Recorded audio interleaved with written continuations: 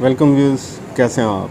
आज हमने जो शेयर डिस्कस करना है उसका नाम है एंग्रो पॉलीमर एंड केमिकल्स और ये शेयर स्टॉक मार्केट पे ईपीसीएल के नाम से रजिस्टर्ड है और ये केमिकल सेक्टर का एक बहुत बड़ा प्रोजेक्ट है और इसकी जो सेकंड स्टोरी स्टार्ट होती है हम वहाँ से स्टार्ट करेंगे।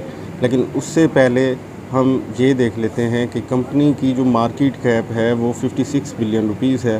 कंपनी के चेयरमैन ग़ियास खान हैं जो एंग्रो ग्रुप के मालिक हैं और इसके अलावा फ्री फ्लोट 35% है। कंपनी के अगर शेयर पैटर्न्स को देखें तो आजकल ये अपने हाईएस्ट के राउंड अबाउट ट्रेड कर रहा है। और जो सेकंड स्टोरी की हमने बात की वो सेकंड स्टोरी ये है कि कुछ अर्सा पहले एंग्रो पॉलीमर की मैनेजमेंट ने अनाउंस किया कि we are going to establish a second polymer plant और वो फिर हमने देखा वो प्लांट लगा, फिर ऑपरेशंस में आया।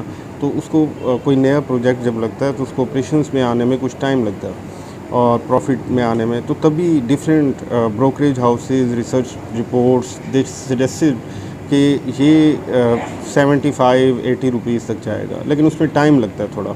तो अब वो टाइम आलमोस्ट ऐसे लगता है आ चुका है। एक और इम्पोर्टेंट बात जो यहाँ पे डिस्कस करनी बनती है वो ये है कि ये बिग कॉन्ग्लोमरेट एंग्रो का पार्ट है और एंग्रो अपनी रोबस्ट मैनेजमेंट, अपनी कॉस्ट एफिशिएंसी के लिए तो मशहूर है और गवर्नमेंट से सब्सिडीज़ लेने में भी, because it is a huge giant और इकॉनमी में बड़ा पार्ट है इसका।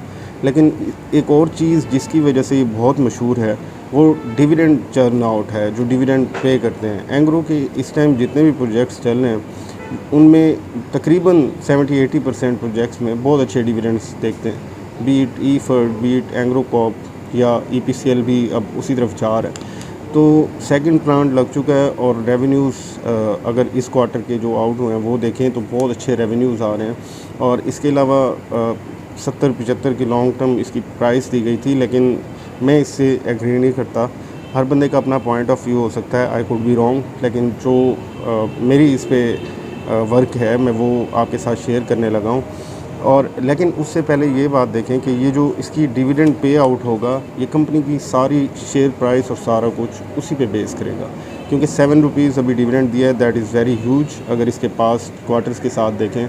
और इसके अलावा जो अदर फ्लैगशिप प्रोजेक्ट्स हैं कंपनी के, ईफर्ड को देखें, एंग्रो कॉर्प को देखें, अगर ईपीसीएल उस लाइन पे चला अच्छे प्रॉफिट्स तो आएंगे ही और अभी तक स्टेबिलिटी नज़र आ रही है और अच्छे प्रॉफिट्स आ रहे हैं। अगर इसने अपने बाकी प्रोजेक्ट्स के साथ साथ एसोसिएटेड प्रोजेक्ट्स कंपनी के जैसे हैं उनके पैटर्न पे पे आउट्स देना स्टार्ट किए तो ये बहुत आगे जाएगा।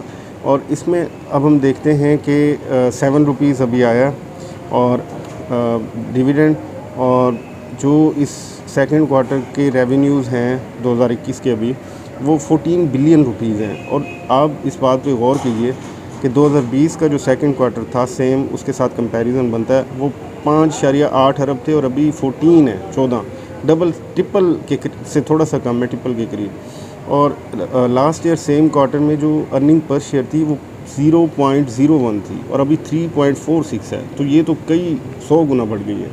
तो इसकी वेरियस रीज़न्स हैं, लेकिन मेन यही है कि कंपनी बहुत अच्छे प्रॉफिट्स बना रही है और कंपनी वो प्रॉफिट्स डिवाइड भी कर रही है अपने शेयर होल्डर्स में। तो ये बात जो इम्पोर्टेंट है जो मैं आपसे करना चाह रहा हूँ वो ये है कि 7 रुपीज़ डिविडेंड दिया, पहले 1-2 रुपये आते थे।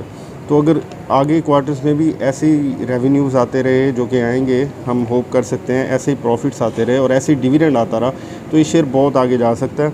और क्योंकि 7-7 रुपये और करके अगर 15 से 20 रुपये भी ये साल के देने स्टार्ट कर दें तो ये 80-90 और वेरी लॉन्ग टर्म में 100 को भी क्रॉस कर सकते हैं। अब जैसे हम हर शेयर की पॉजिटिव और नेगेटिव्स देखना बड़ा ज़रूरी होता है, तो मेरी इस बात को सेकंड करने के लिए जो पॉजिटिव फैक्टर्स हैं वो मेन डिविडेंड ही है और अर्निंग है।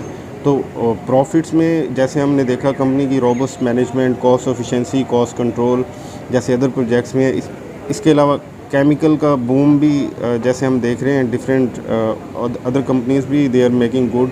और इसके अलावा इंडेक्स ऊपर गया तो ये पॉजिटिव फैक्टर्स होंगे जो इसे ऊपर लेके जाएंगे। नेगेटिव में जैसे डिस्कस करना ये भी बड़ा ज़रूरी होता है।